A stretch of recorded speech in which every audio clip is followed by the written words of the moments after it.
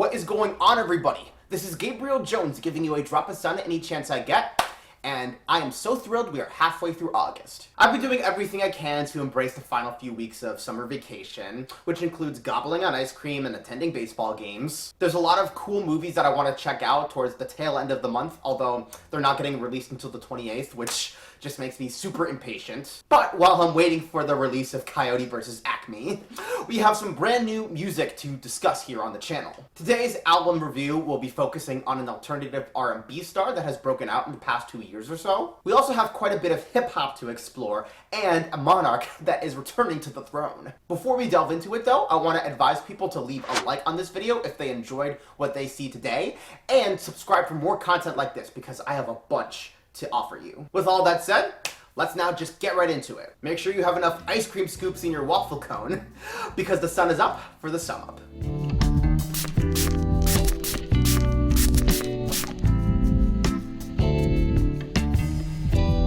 We have been on a roll with R&B reviews this year, so let's keep it going with Ravyn Lenae. She just came out with the record Blue Island. Ravyn Lenae originates from the city of Chicago and has been working on music ever since her teens, even attending the Chicago High School for the Arts. After years of building her repertoire, which includes collaborating with Steve Lacy, Ravyn published her debut album Hypnose in 2022, but her name would really become recognizable in 2025, when her single Love Me Not became a sleeper hit and peaked in the top 5 of the Hot 100. It shows Ravyn desperately trying to reconnect with a man who has broken up with her, and she has delusions of living happily ever after with him. Love Me Not was included on her sophomore album Bird's Eye. The LP is chock full of soft, relaxing R&B tunes exploring love and heartbreak. Ravyn even uses the album to experiment with rock and reggae. Ravyn Lenae's career has reached its highest peak by this point, and with how much I enjoyed her song Bobby, I'm eager to see if that momentum can keep up with Blue Island. We'll be refocusing on Ravyn Lenae in just a few moments, but in the meantime, I want to give you my 4 to blast for the first half of August. These are brand new singles that I think could do a lot to shake up the charts or really impress listeners, so I hope you visit them once I reveal them. We are dealing with a few sad songs in this section, but trust me, they're tastefully crafted, okay? I guarantee that they are worth visiting. So I don't want to waste time with the banter, let's get into it. Without further ado, here is my 4 to blast. The first song we're talking about today is Difference by Denzel Curry and Kenny Beats featuring Yebba. Admittedly, I haven't engaged with Denzel Curry's work too often, although I love his features on Goated by Armani Whites and Tokyo Drifting by Glass Animals. Well, he teamed up with producer Kenny Beats for a new EP. It includes the song Difference. What jumps out at me right away is the instrumental. I feel like I'm being transported back to the 90s with this sound. I can almost picture myself wearing a tracksuit and bucket hat as I strut down the street with my cassette tape. But Kenny's production is only half of the artistry. Denzel Curry lays down sick rhymes about the glory he's garnered, and how other rappers should learn the game just as well as him, or else they could find themselves falling to the wayside and being forgotten. Capping it all off are the raspy vocals from Yebba, echoing Denzel's exact message. The way she sings Way Below Ground Zero is especially hypnotic. I would be shocked if Difference does not catch fire on the hip-hop charts. Our next song is Cry Ugly by Flo. I am so thrilled to see Flo continue growing in popularity. The London trio have given us their sophomore LP, and on that record is the fun but furious Cry Ugly. Renee, Georgia, and Stella explain how their man is giving such low effort in the romance, showing up to the club much later than promised, and starting arguments in public. On the chorus, they detail how upset they are by his dreadful behavior. They even suspect that the boy takes some sort of pleasure in causing the lady stress. As always, the main selling point of the song is how well their voices harmonize, which they have mastered by now. The beat is tightly mixed, subtly intensifying on the pre-chorus. You'll also get a kick out of the F-bomb that's used in the chorus. I'm still waiting for the day that Flo sees a song debut in the Hot 100, and maybe Cry Ugly will finally help them reach that feat. Rounding out the 4 to blast today is When He's Gone by Sam Smith. You know the year becomes more interesting when Sam Smith returns. Their next album, Hazel Eyes, is dropping this month, and to create buzz for the project, they got the song When He's Gone. This track takes on a very dark tone. Over a low-pitched acoustic guitar, Sam details how their boyfriend speaks hateful words to them in the relationship, stifling their self-worth. However, they don't want their toxic partner to abandon them, because they feel like it could throw their world into chaos. This is shown precisely when Sam sings about how passion passes like the weather. The composition takes on the sound of Southern blues, with the backup vocalist creating such an ominous feeling. The final 40 seconds are especially chilling, with the drums picking up in fortitude and the choir almost sounding like haunting spirits. Sam's biggest specialty has always been displaying vulnerable emotions, and even a decade after their breakout, they're still finding new ways to illustrate that sentiment. When He's Gone should make you excited for that new album.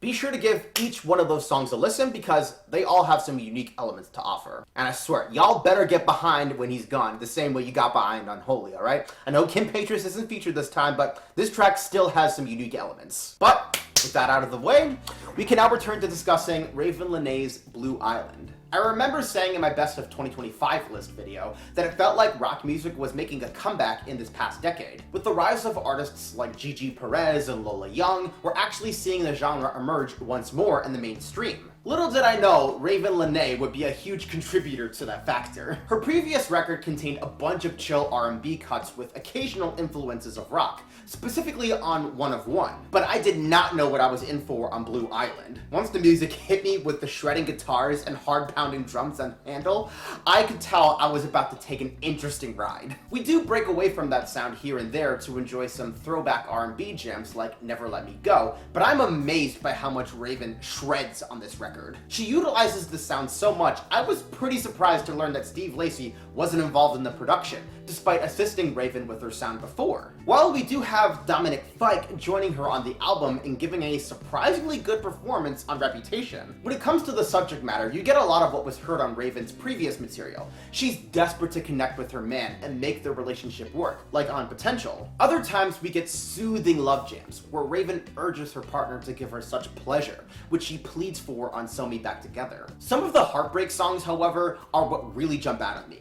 Saturday Night shows Ravyn dancing at the club and her ex is standing just a few feet away. She's tempted to reconnect with him, but resists the feeling and tells the guy she'll have to accept that they're through. This will be an excellent song to release as a single, let me tell you. Wish You Well might even be my favorite track on Blue Island. It contains a wistful tone and focuses on Ravyn letting go of her past love, even if he might not be ready for that. The techno beat works so well with the bass line on that particular song. Malcolm Todd's Do That Again also tried to take on more of a rock edge, but I criticized the album for relying too much on the electric guitar melodies to drive the production. On Blue Island, I feel every single element working together to bring us a fun, alternative sound. One subtle detail on the album is how Ravyn doesn't speak the title of certain songs until later in the runtime. This happens on Familiar Dreams, Potential, and Barriers. If I were to name a track that really doesn't work for me, I would choose the closing entry, Let Us In. Ravyn ends the listen with a party jam, but the noise pop her team tries to use just creates a bunch of distorted melodies that don't evoke a celebratory mood. Saturday Night already serves as the better party jam anyway. I was also pretty underwhelmed by her collab with Doechii because it doesn't provoke any exciting moments, even if the sound is pretty chill, but those are just minor gripes. I feel pretty confident in saying that I enjoyed Blue Island more than Bird's Eye, and this should really urge people to view Ravyn as a serious force in music. I can surely see it boosting her reputation.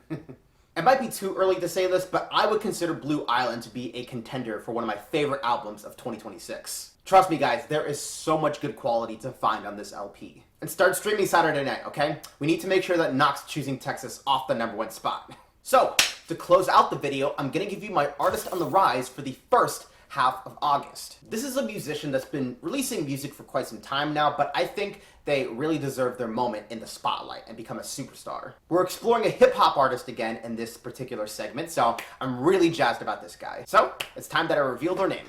My artist on the rise for the first half of August is